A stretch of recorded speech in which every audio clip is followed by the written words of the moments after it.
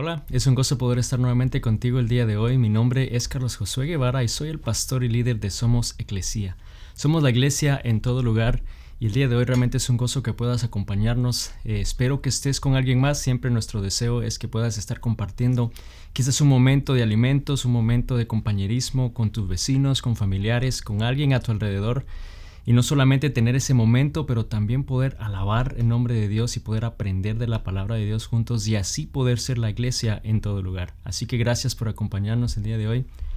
Y estamos estudiando lo que podríamos decir unas parábolas de Jesús. Sabemos que Jesús constantemente enseñaba con historias, conocidas como parábolas, ¿no? Esas historias que ayudaban a las personas a poder entender mejor esos conceptos espirituales que él estaba tratando de enseñarles. Y a lo largo en la Biblia, realmente en los evangelios, hay muchas parábolas que Jesús enseñó y en estas próximas semanas vamos a estar estudiando solamente algunas de ellas.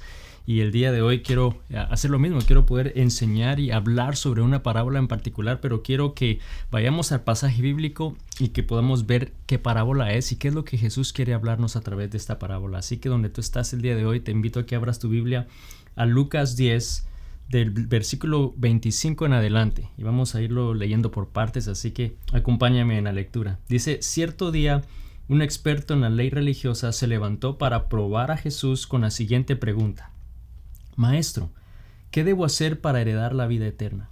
Jesús contestó: ¿qué dice la ley de Moisés? ¿Cómo la interpretas?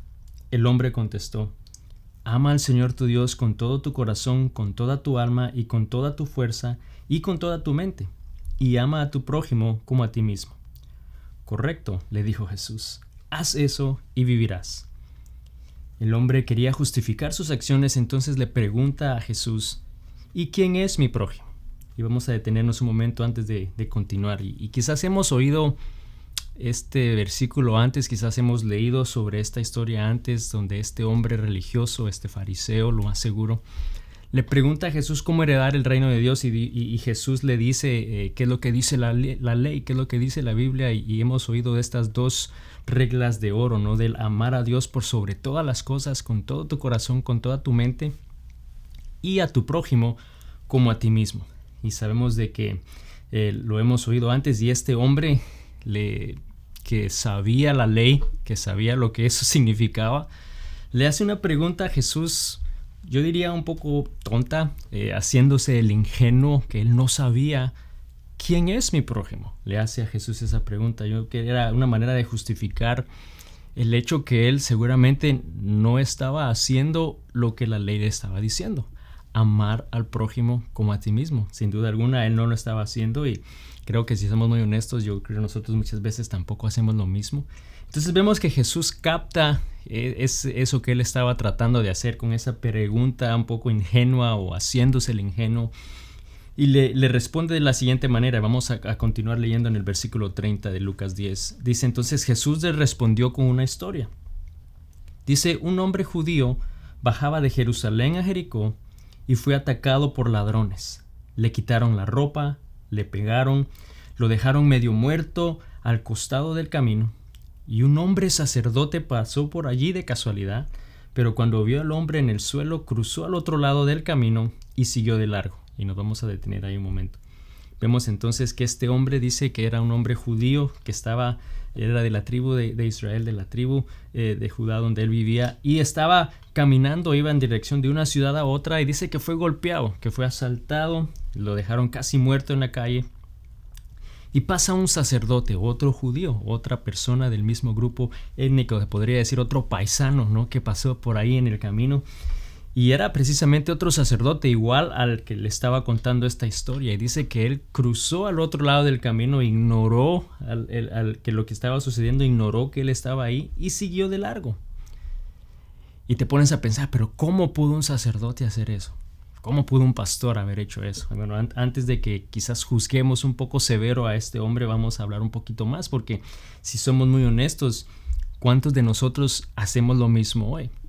O sea, quizás tendemos a juzgar que otro se actúe de esa manera, pero Si somos honestos, yo creo que a nosotros también nos pasa lo mismo. A veces tratamos de ignorar la necesidad de otra persona. Quizás caminamos en dirección opuesta, nos damos cuenta que alguien está en necesidad y decidimos irnos por otra dirección, quizás no pasar por allí para no tener ese compromiso o evitar tener que hacer algo, ¿no? Yo sé, si soy muy honesto, y te lo digo porque yo sé que en momentos yo he actuado de esa manera, en los cuales quizás veo a lo largo que hay alguien que está en necesidad y quizás me hago como que ignoro y me voy en otra dirección o manejo por otra dirección para tener que evitar ese compromiso o sentirme criticado por no hacer algo.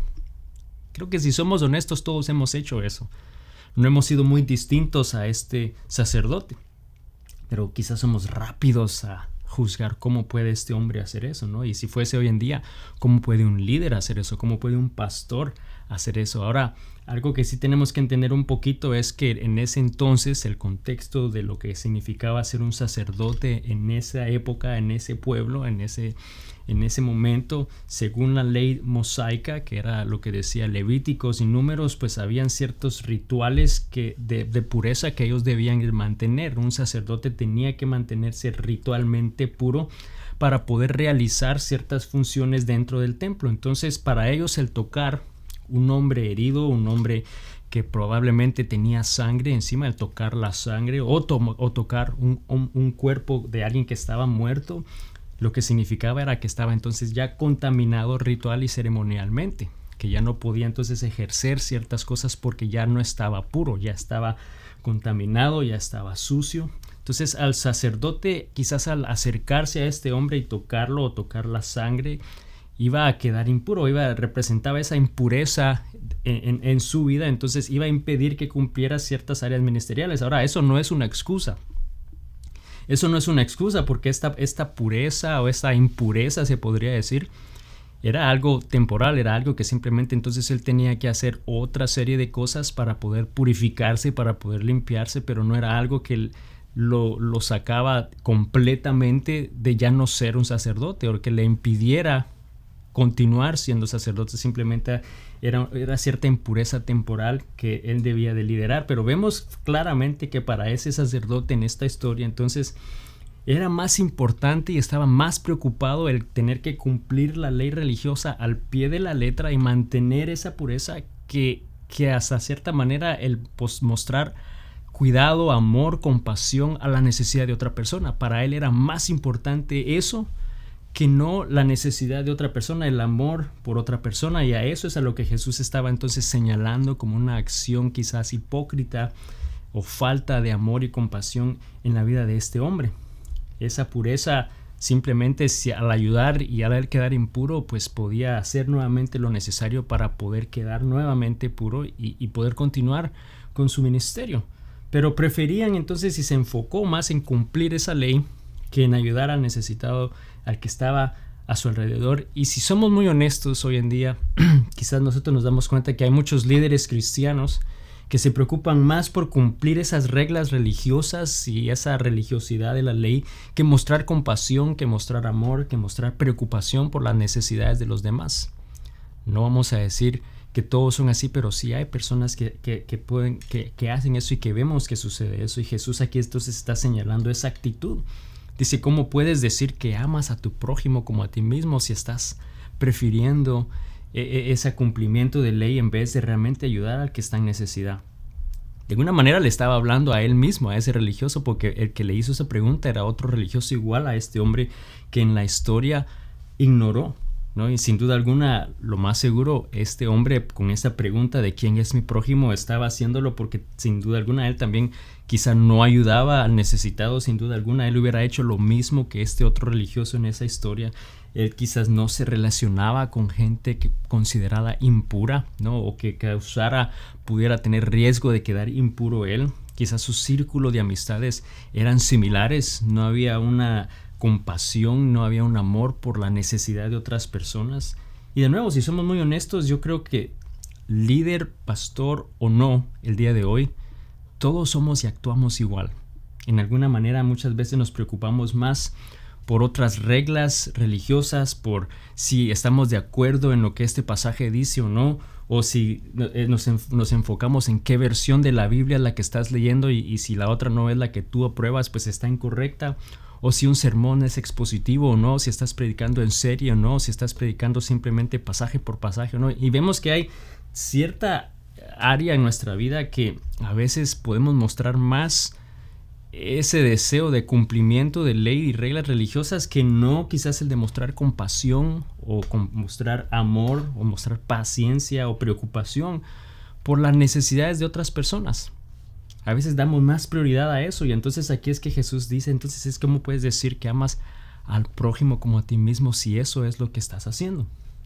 Entonces vemos que ese primer hombre en esta historia, en esta parábola, este sacerdote que hace eso, ¿no? Él cruza la calle y completamente ignora a este hombre. Seguimos en el versículo 32. Dice, luego un ayudante del templo pasó y lo vio ahí tirado, pero también siguió de largo por el otro lado. Vemos nuevamente que entonces otra persona asociada con la iglesia, asociada con el templo, quizá era, dice ahí, un ayudante, ¿no? Y hoy en día pues podemos decir, bueno, es un servidor, es otro líder, es un voluntario. En general, otro hijo de Dios, otro cristiano hoy en día, dice que también hizo lo mismo. Lo mismo que el sacerdote ignoró la necesidad del hombre, fue indiferente ante la necesidad, no hubo compasión de su parte, no hubo amor de su parte. Y hasta yo podría decir, ¿y cuál era la excusa de este hombre? Porque el sacerdote sabemos que, bueno, querían tener cierta pureza, ¿no? No que eso era una excusa, pero ¿cuál era la excusa de este hombre? ¿Por qué no mostró esa compasión? Y nuevamente, yo creo que si somos honestos y nos autoanalizamos, vemos que somos igual. Yo creo que hasta este momento de estas dos opciones, muchos de nosotros hubiésemos sido esa persona, ¿no? Continuamos la historia hasta que finalmente dice en el versículo 33 en adelante, dice, entonces pasó un samaritano despreciado, y cuando vio al hombre sintió compasión por él. Se le acercó y le alivió las heridas con vino y aceite de oliva, y se las vendó. Luego subió al hombre en su burro y lo llevó hasta su alojamiento, donde cuidó de él. Al día siguiente le dio 2 monedas de plata al encargado de la posada y le dijo, cuida de este hombre. Si los gastos superan esta cantidad, te pagaré la diferencia la próxima vez que pase por aquí. Y nos vamos a detener ahí. Finalmente entonces pasa un hombre que sí se compadeció de él, que sí mostró compasión, que sí mostró amor, y dice que curó sus heridas, dice que vendó sus heridas, dice que lo subió a su burro, lo subió a su carro y se lo llevó al hotel en donde estaba, a ese alojamiento donde él estaba, y dice que cuidó con él, lo cuidó esa noche, curó sus heridas, estuvo pendiente de él, y dice que al otro día hasta pagó los gastos por el tiempo necesario para que este hombre pudiera recuperarse. Y yo diría que él no solo tuvo compasión, él no solo tuvo amor, él fue mucho más allá de simplemente ver si estaba bien, detenerse y ver que estaba bien el hombre. Yo creo que de alguna manera ese hombre hizo lo que nosotros esperamos que otros hagan por nosotros si esa fuese nuestra situación, ¿no? Si nosotros fuésemos los que estuviéramos ahí golpeados, tirados en el suelo, oraríamos que alguien como él pasara a nuestro lado y que nos curara, que nos vendara, que nos diera de comer, que nos llevara al hotel, que pagara nuestros gastos. O sea, yo creo que desearíamos que alguien hiciera eso por nosotros, ¿no? Y eso es precisamente lo que este hombre hizo. Hizo lo que Jesús estaba diciéndole a este sacerdote: ama a tu prójimo como a ti mismo. Ahora, ese era realmente el ejemplo de amar a nuestro prójimo. Ahora, de nuevo, ¿cuántos quisiéramos que nos amaran de esa forma? ¿Cuántos quisiéramos que en una necesidad similar alguien tomara esa actitud e hiciera eso por nosotros? Yo creo que yo sería el primero, ¿no? Nosotros todos deseamos eso. Bueno, una mejor pregunta entonces es: ¿cuántos de nosotros amamos a otros de esa manera? ¿Cuántos de nosotros realmente amamos a los demás de esa manera? Ahora, algo mucho más importante en resaltar son 2 palabras que este versículo empezó a decir en ese versículo 33, y dice que era un samaritano despreciado. Ahora, un samaritano, el contexto nuevamente cultural en ese momento, eran enemigos. Los samaritanos y los judíos, Samaria y Judea, eran realmente dos regiones de Israel que estaban divididas. La parte del norte era de Samaria, la parte del sur estaba en Jerusalén. Y bueno, realmente a lo largo del tiempo los asirios conquistaron la región del norte, entonces muchos de estos judíos fueron exiliados y fueron reemplazados, o muchos otros pueblos paganos empezaron a llegar a la parte norte, que era el área de Samaria. Entonces adoptaron religiones paganas, adoptaron ciertos rituales que no era lo que Dios decía o quería, no reconocían toda la ley de Moisés y empezaron a rechazar el templo de Jerusalén. Entonces para la región del sur, para los judíos, veían esa actitud como una gran herejía, ¿no? Entonces hubo enemistad, hubo división, hubo discriminación, y por lo mismo los judíos evitaban ir al área del norte en Samaria, y los de Samaria evitaban pasar por la parte del sur en Jerusalén o el área del sur en Judea.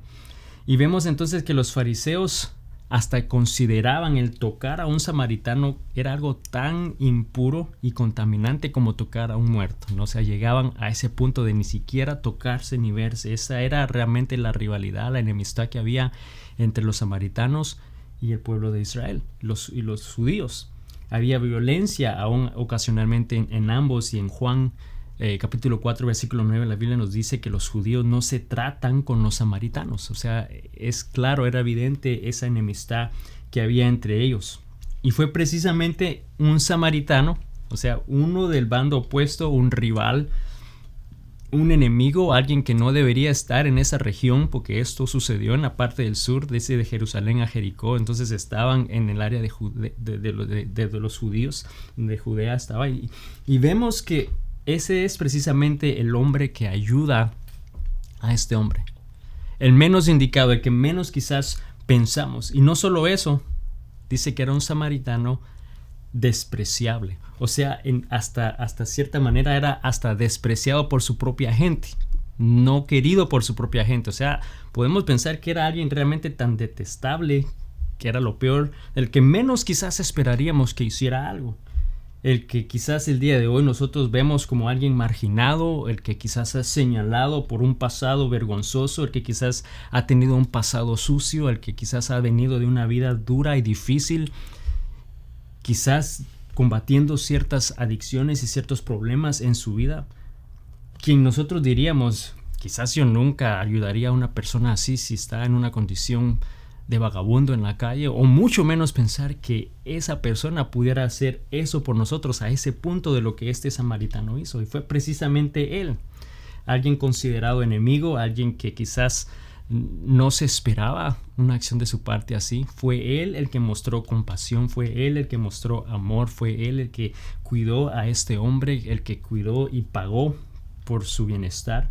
Fue el samaritano que supuestamente debería haber sido el villano de esta historia. Él era, si hubiese sido una historia común, él era el villano perfecto, ¿no? No hubiese sido el sacerdote, no hubiese sido otra persona asociada con la iglesia. Era este enemigo, era este samaritano, pero él es el que se convierte en ese verdadero prójimo para este hombre. Él es el modelo que Jesús está diciendo a seguir. Entonces Jesús no solo responde la pregunta de quién es mi prójimo, sino que él hasta cambia la perspectiva, y la pregunta es distinta, y más bien es ¿a quién tú te demuestras prójimo? ¿A quién tú vas a ser un prójimo? Todos van a ser tu prójimo, pero ¿para quién vas a ser tú un prójimo? Es lo que le estaba haciendo, realmente le estaba respondiendo a este hombre. ¿A quién eres tú un prójimo? La pregunta no es quién es mi prójimo, sino ¿a quién eres tú el prójimo? ¿No? Y vemos entonces que eso es la pregunta que le hace en el versículo 36. Dice, ahora bien, ¿cuál de los tres te parece fue el prójimo del hombre atacado por los bandidos? No quién de este era el prójimo para los tres que caminaron, sino quién fue el prójimo para el golpeado, para el bandido, preguntó Jesús. El hombre contestó, el que mostró compasión. Entonces Jesús le dijo, así es, ahora ve y haz lo mismo. Vemos que Jesús cambió esa pregunta, y creo que si no nos habíamos dado cuenta antes, siempre nuestro enfoque del prójimo había sido ¿quién es el prójimo para los tres que caminaron? ¿No? Para los tres que caminaron, ¿quién era el prójimo? Obviamente el que estaba en el suelo era el prójimo, pero para el que estaba en el suelo, ¿quién era el prójimo? No fue los dos primeros que pasaron, fue el que mostró esa compasión, el que el enemigo, hasta cierta manera, muchas veces es quizás la persona que nosotros menos esperamos, quizás una persona que tenemos conflicto, quizás una persona que me cae mal, o que yo le caigo mal, o una persona que quizás me hirió o quizás yo herí, o una persona que me ha maltratado, o que yo maltraté. Ese es el prójimo. Incluye a esa persona, ese es el prójimo, y es a quien nosotros debemos ser el prójimo para ellos. Obviamente somos el prójimo para las personas que nos aman, para las personas que nos quieren, para el amigo, para la persona que conocemos. Es fácil poder ser ese prójimo. Ellos obviamente son nuestro prójimo, pero la pregunta que Jesús estaba haciéndole realmente aquí es: ¿a quién eres tú el prójimo? ¿Estás haciendo realmente, estás amando, estás mostrando compasión? Aquí Jesús estaba definiendo realmente lo que significaba ser el prójimo. Y sabes, hoy en día yo sé que Jesús nos está desafiando a través de esta historia, porque nos está llamando a ir mucho más allá de una compasión básica, de un amor sencillo y simple, porque es fácil amar o mostrar compasión a alguien, pero realmente estamos siendo ese prójimo de acuerdo a lo que la palabra de Dios nos está diciendo aquí, ¿no? Eso que Dios nos está llamando y retando a hacer va a romper cualquier barrera, va a romper cualquier línea incómoda para poder amar y mostrar compasión a las personas en la manera que Él desea. Él nos dice: amarás al Señor tu Dios con todo tu corazón, con toda tu alma, con toda tu mente, y a tu prójimo como a ti mismo. En la manera que tú realmente, en esa condición de este hombre que tú hubieses deseado, o que deseamos muchas veces, o que quizás hoy tú estás pasando por un momento así, que estás deseando que alguien pudiera hacer algo así de extravagante, algo así de especial. Realmente te está llamando Dios a ser tú ese prójimo para otra persona, para alguien más que está en necesidad. Jesús entonces redefine quién es nuestro prójimo, y no es realmente alguien que quizás se parece a mí o que piensa como yo, sino más bien el prójimo es quien necesita de ti. El prójimo es quien está a tu alrededor que necesita de un prójimo, y que tú puedes ser ese prójimo para él. No es simplemente alguien que piensa como tú o se ve como tú, sino más bien es quien necesita más de ti. Entonces la pregunta no es quién es mi prójimo, sino a quién estás dispuesto a hacerte el prójimo.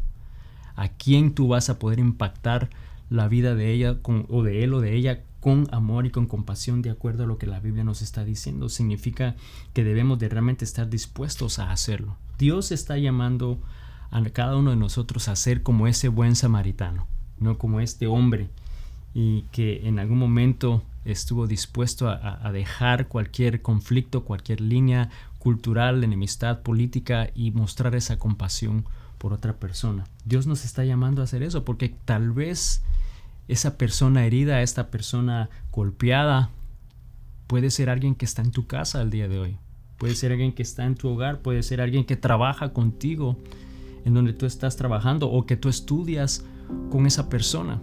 Puede ser quizás alguien que habla otro idioma, que es de otro país, que es de otra cultura diferente a la tuya, que piensa diferente, que no cree lo mismo.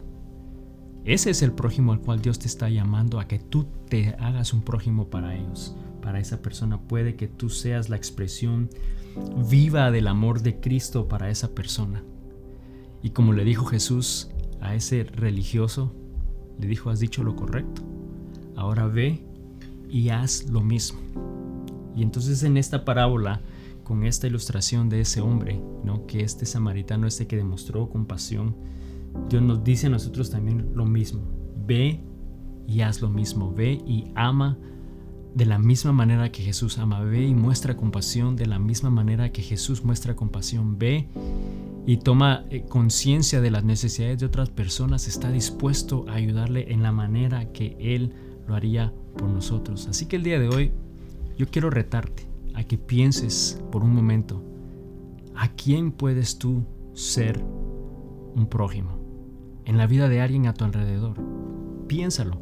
Muchas veces el prójimo lo pensamos, ¿quién es mi prójimo? ¿No? Bueno, ¿será él? No, él no. Él sí, él no. La pregunta realmente no es quién lo es, sino es a quién vas a ser tú el prójimo. Porque ahí la responsabilidad cambia. Tú estás llamado a demostrar ese amor y esa compasión a esa persona. Y ¿sabes qué? La verdad es que todos son tus prójimos. Y por lo mismo, entonces, tú estás llamado a hacer eso para todos, no solamente para un grupo de personas, no solamente para una persona y para otra, no, sino Dios nos está retando a hacer el prójimo para todos los que están a nuestro alrededor y poder impactarles con el amor de Cristo. Señor Jesús, te doy gracias el día de hoy por tu palabra. Gracias porque tú eres maravilloso, Señor. Gracias porque tú nos das tu palabra como una guía, Señor, como este libro de instrucciones en el cual podemos leerla, podemos estudiarla y así poder tener, Señor, una mejor idea y un mejor concepto de cómo vivir, Señor, en este mundo, de acuerdo a tu palabra, de acuerdo a tu voluntad. Gracias, Señor, porque yo sé que tú nos estás llamando, nos estás retando a mostrar ese amor y esa compasión por otras personas, Señor, los que están a nuestro alrededor. Y primero que nada, perdónanos, Señor, porque quizás no siempre lo hemos hecho. No siempre hemos estado dispuestos a amar, a mostrar compasión, a preocuparnos por las necesidades de otras personas. Señor, perdónanos y gracias porque tú nos das otra oportunidad. Gracias porque hoy nos retas y nos llamas para que podamos ser realmente de la misma que este samaritano fue un buen prójimo para este hombre judío, que nosotros podamos ser lo mismo, que podamos ser ese buen prójimo para los que están a nuestro alrededor.